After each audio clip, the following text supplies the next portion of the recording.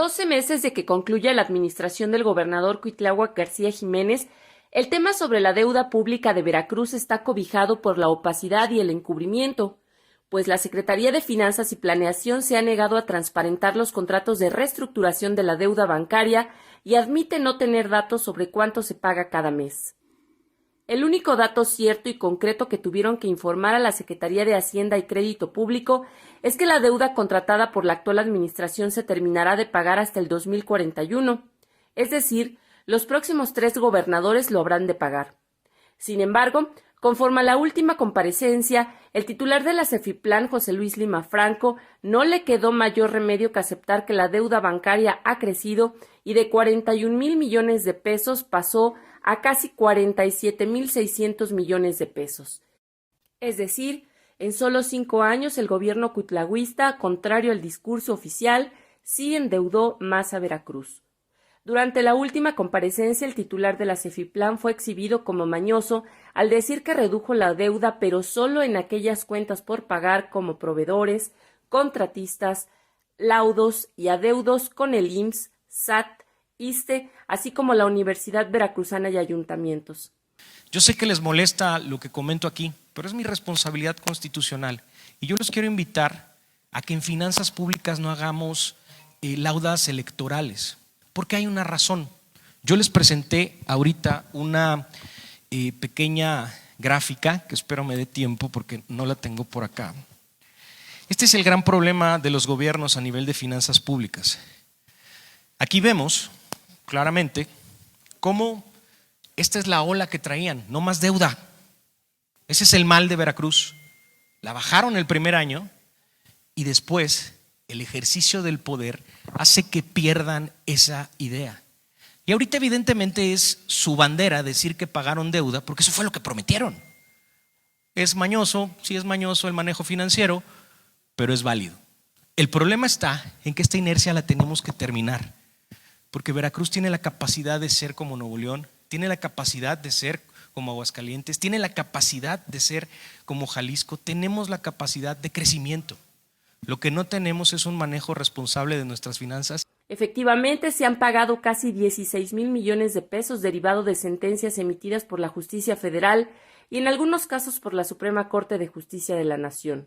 Pero en particular, a la deuda bancaria a largo plazo, el actual sexenio recibió ese pasivo con 41,857 millones de pesos y 5 años después se elevó a 47,600 millones de pesos derivado de una reestructuración y a préstamos que se han solicitado cada año.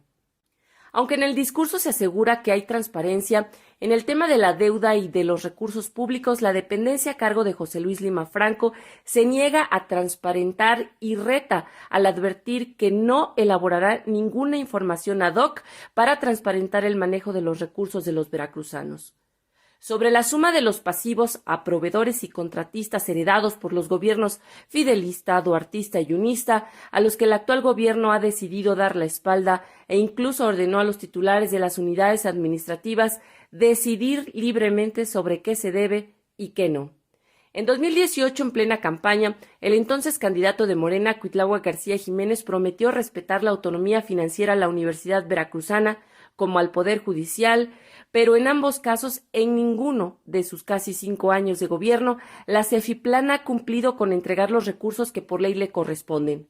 Sin embargo, el discurso oficial es reprochar a los medios de comunicación no dar a conocer que se logró disminuir la deuda pública de 87,207 millones a 66,904 millones de pesos, aunque no han detallado, salvo con una presentación de PowerPoint, el logro financiero. La hoy pesada deuda de Veracruz inició con la administración del exgobernador Miguel Alemán Velasco, quien solicitó un crédito por 3,500 millones de pesos en la última quincena de su gobierno en el año 2004. Posteriormente, en el sexenio de Fidel Herrera Beltrán y justo a un mes de que concluyera su administración, reconoció una deuda de 9,000 millones de pesos con proveedores y contratistas, además de la bursatilización de 6,500 millones del impuesto a la tenencia vehicular, a lo cual también contrató una línea de crédito en la recta final de su gobierno por 10,000 millones de pesos. De esta forma, la deuda que se heredó a Javier Duarte de Ochoa fue de aproximadamente 25.500 millones de pesos. Ante tal situación, el Congreso local le autorizó una reestructuración por 21.700 millones de pesos a 20 años. Sin embargo, la deuda bancaria con otros créditos solicitados en sus últimos 2 años de gobierno se elevó a 44.470 millones de pesos. A ello se sumó un aproximado de 10.000 millones de pesos a proveedores y contratistas, más de 8.000 millones de pesos en participaciones de los 212 ayuntamientos, 2.400 millones de pesos a la Universidad Veracruzana, también más de 2.400 millones a la Reserva Técnica del IPE, más de 5.000 millones de pesos en impuestos al sistema de administración tributaria, así como el pago de cuotas tanto al IMSS como al ISSSTE por más de 5.000 millones de pesos de manera conjunta. A la llegada de Miguel Ángel Yunes Linares, intentó en su primer mes de gobierno eliminar toda deuda de proveedores y contratistas mediante un decreto, lo cual fue protestado por las cámaras empresariales y tuvo que dar marcha atrás. En 2017 anunció que reestructurarían 38.000 millones de pesos de la deuda pública que heredó de administraciones pasadas priistas, con lo cual se ahorrarían 2.000 millones de pesos anuales de intereses. Sin embargo, heredó una deuda bancaria por 43.345 millones de pesos, más los distintos pasivos que no hizo frente. Cuitláhuac, igual, heredará más deuda a su sucesor. La administración del gobernador Cuitláhuac García Jiménez heredará al próximo gobierno alrededor del 95% de la deuda que contrató la Secretaría de Finanzas y Planeación en este sexenio como parte de la reestructuración de la deuda pública.